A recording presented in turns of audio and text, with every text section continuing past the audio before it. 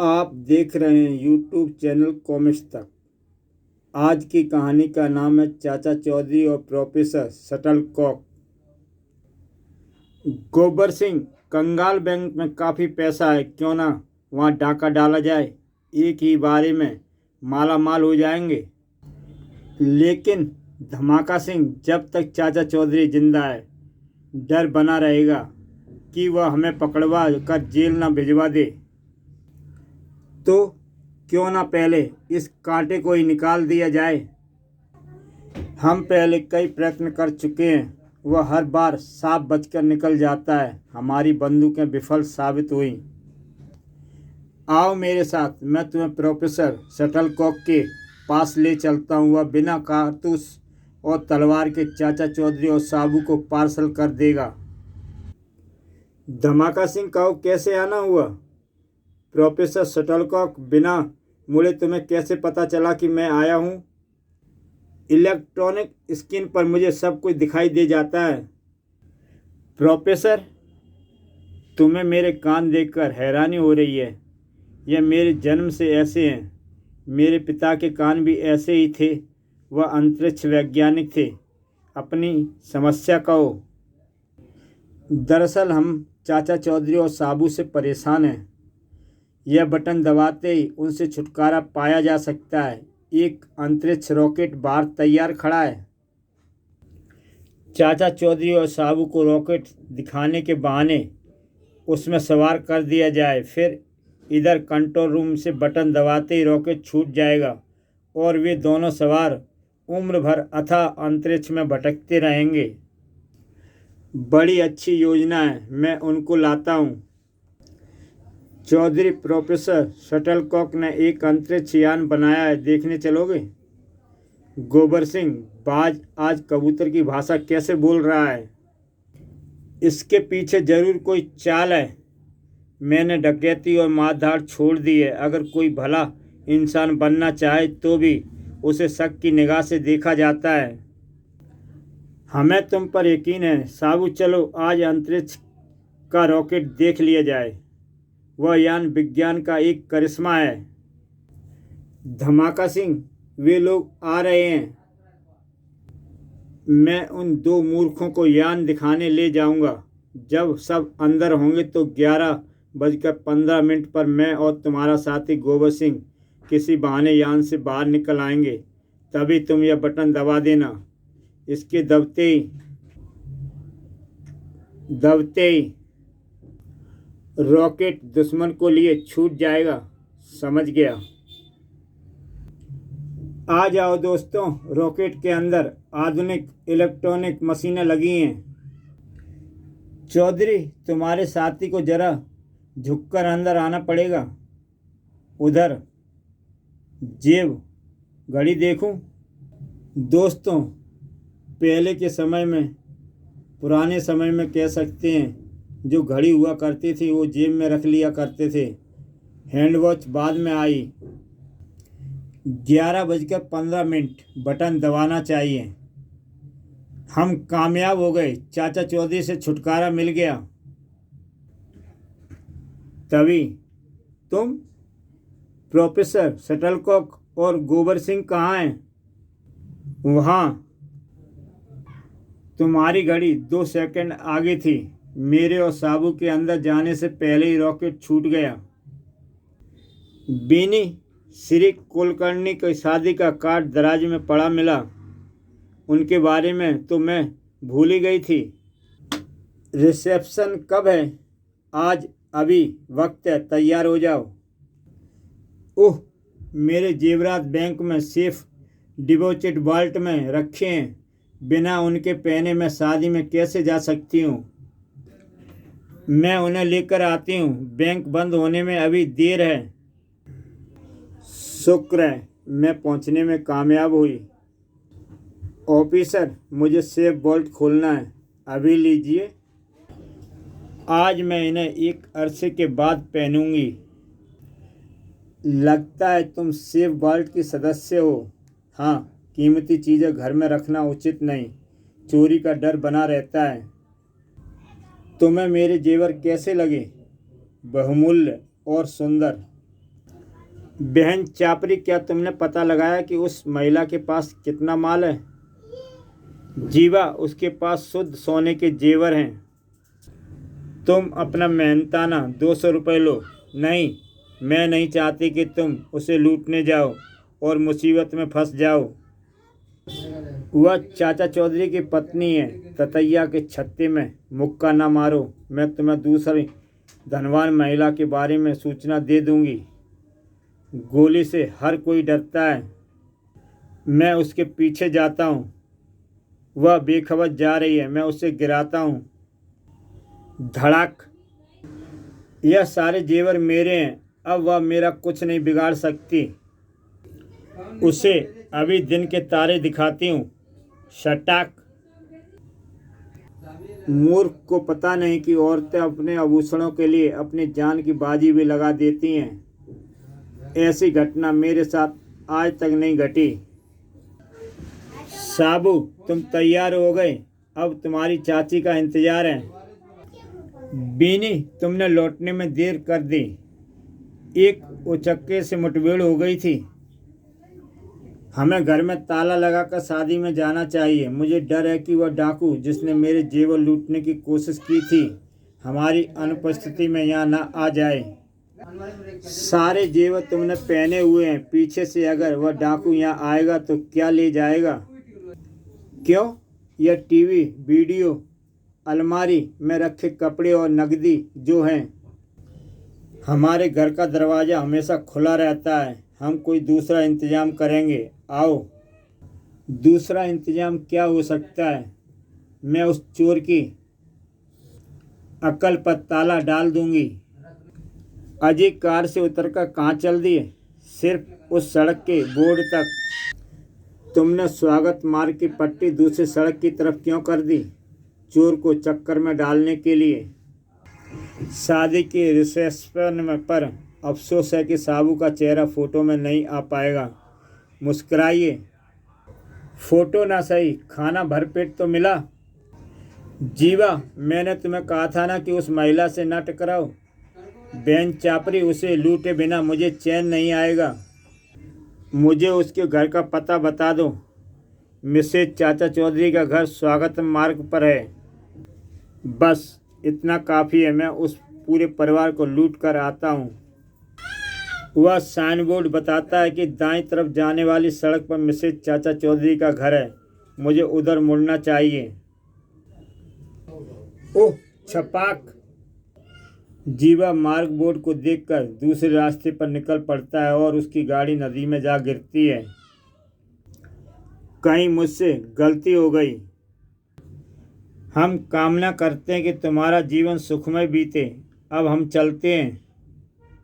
जल्दी चलो, मुझे फिक्र है कहीं वह डाकू हमारे घर को लूट कर ना ले गया हो।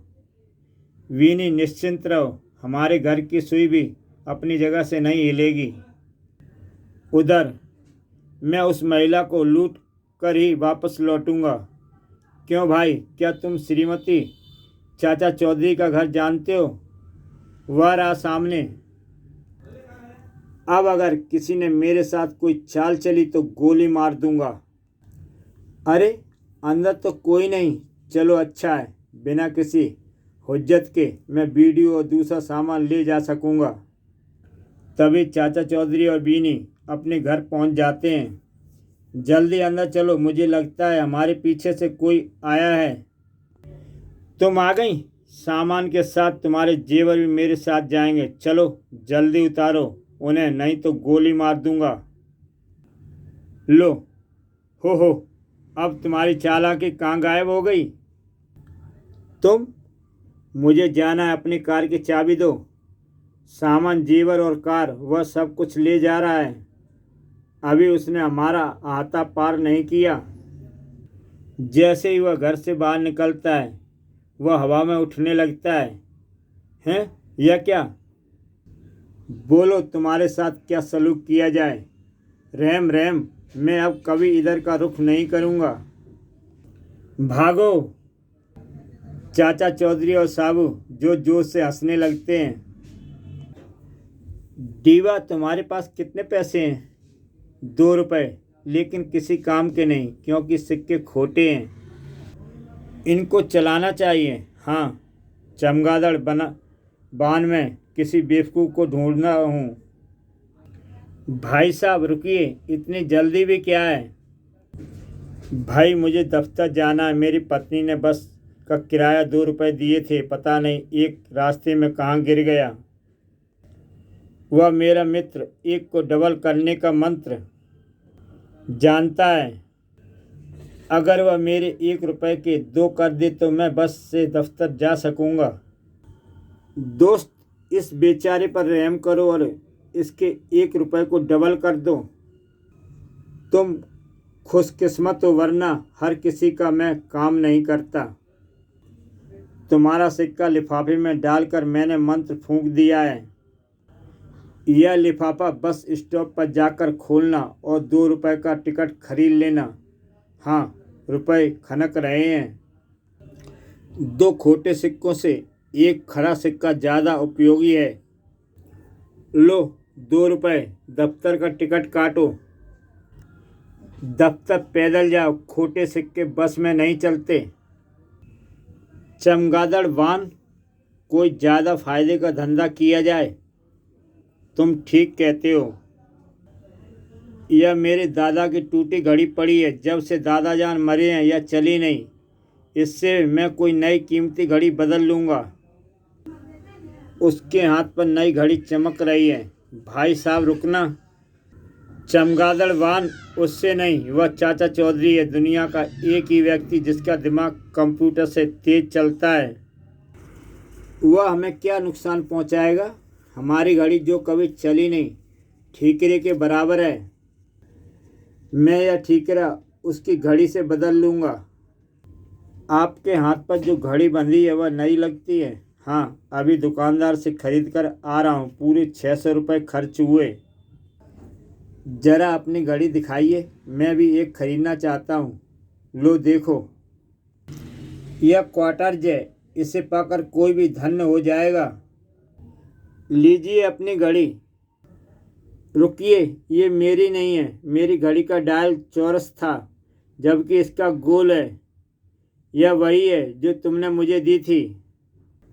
वे दोनों ठग हैं, मुझे भी खोटे सिक्के के दे गए थे। उन्हें जाने मत दो। रुको, लगता है हमारी घड़ियां बदल गई हैं।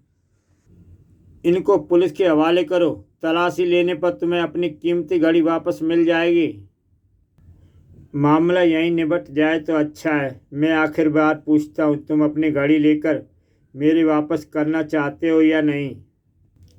नहीं, मैं आखिरी बार कहता हूँ, यह तुम्हारी घड़ी है। ठीक है, मैं इसे लेता हूँ। तुम अब जा सकते हो। क्या तुम पागल तो नहीं हो गए? अपनी नई क्वार्टर्स घड़ी के बदले में पुरानी घड़ी तुमने ले ली। यह घड़ी चाहे टूटी फूटी हो, लेकिन इसकी चेन शुद्ध सोने की है। रोगमा, कोई इधर आ रहा है? हाँ, डीसा, एक आदमी मालदार लगता है। जो कुछ तुम्हारे पास है निकालो। दादागिरी करने चला था। डीसा, तुम्हें डाका डालना भी नहीं आता। पहले निश्चय कर लेते कि विरोधी के पास कोई घातक हथियार तो नहीं। मैं ऐसा ही करूँगा। रोगमा, कोई आ रहा है? हाँ, एक आदमी हाथी के पीछे। जनाब, आप कहाँ जा रहे हैं? हाथी बीमार है, उसे मवेशी अस्पताल ले जा रहा हूँ। आपके पास कोई हथियार जैसा पिस्तौल वगैरह तो नहीं? नहीं, अस्पताल क्या हथियार लेकर जाते हैं? जो कुछ तुम्हारे पास है चुपचाप हमारे हवाले कर दो। मेरी जेब तो खाली है। डीसा, हम इसका हाथी छीन लेते हैं। सर्कस में बेचने से कुछ 1000 रुपये मिल जाएंगे। जब हाथी है तो उसकी सवारी करनी चाहिए। तुम बेवकूफ़ थे जो उसके पीछे पैदल चल रहे थे। तभी हाथी अपनी सूंड से फूंक मारकर उन्हें उड़ा देता है। ओह, धड़ाम! मेरे हाथी को फ्लू हो गया है और वह कभी भी छींके मारने लगता है, इसलिए मैं इसके पीछे चल रहा था। क्यों भाई, अपने पेड़ के फल बेचोगे? बिल्कुल। यह पेड़ मेरा अन्नदाता है। हर साल इसमें इतने फल लगते हैं कि उन्हें बेचकर मेरा गुजारा हो जाता है। बोलो, कितने पैसे लोगे? जमीन पर गिरे हुए फलों के 10 रुपए, और अगर तुम पेड़ पर लगे हुए फल लोगे तो 200 रुपये होंगे, क्योंकि वे ज़्यादा हैं। ठीक है, मैं ज़मीन पर गिरे हुए फल लूँगा। यह लो पैसे। इन 10 रुपयों से एक हफ्ते का आटा दाल आ जाएगा। कुछ देर बाद जब वह वापस आता है, रुको, तुम बुलडोज़र मेरे पेड़ की तरफ क्यों बढ़ा रहे हो? पेड़ को गिराने के लिए उसके साथ सारे फल भी ज़मीन पर आ जाएंगे, जो कि सौदे के मुताबिक मेरे हो जाएंगे। यह बेईमानी है, अपने पैसे वापस लो। सौदा हो चुका है, अब कुछ नहीं हो सकता। ओह, मेरा पेड़ जिसे मैंने वर्षों से सींचकर बड़ा किया था, गिरा दिया गया। सारे फल बटोर कर मंडी ले जाओ, जहाँ इनकी बिक्री होगी। तब तक मैं और फल ढूंढता हूँ। अगर ऐसा ही धंधा चला तो कुछ ही दिनों में मैं लखपति बन जाऊँगा। इस बार हमारे पेड़ में काफ़ी फल आए हैं, कितने ही नीचे टपके पड़े हैं। बहुत मीठा है। इस साल प्रकृति ने फलों में शायद शहद भर दिया है। लो, तुम भी इसे खाकर देखो। तुम क्यों नहीं नीचे गिरे फलों को बेच देते हैं? साबू, यह सज्जन जमीन पर गिरे फलों का सौदा करना चाहते हैं। बेच दो चाचा जी, उनके कुछ पैसे मिल जाएंगे। जमीन पर गिरे फलों के 10 रुपये होंगे। मंजूर है, यह लो पैसे। थोड़ी देर बाद, अरे यह क्या? मैं बुलडोज़र से पेड़ को गिराऊंगा, सारे फल अपने आप जमीन पर गिर जाएंगे। तुम ऐसा नहीं कर सकते। हट जाओ, बुलडोज़र बड़ा शक्तिशाली है। अभी पता चल जाएगा कि किसके पास ज़्यादा ताकत है। साबू बुलडोज़र को सिर पर उठा लेता है। इसे नीचे रखो। इस कनस्तर को ले जाओ। साबू बुलडोज़र को उठाकर फेंकता है और वह उस बुलडोज़र के नीचे दब जाता है। बचाओ।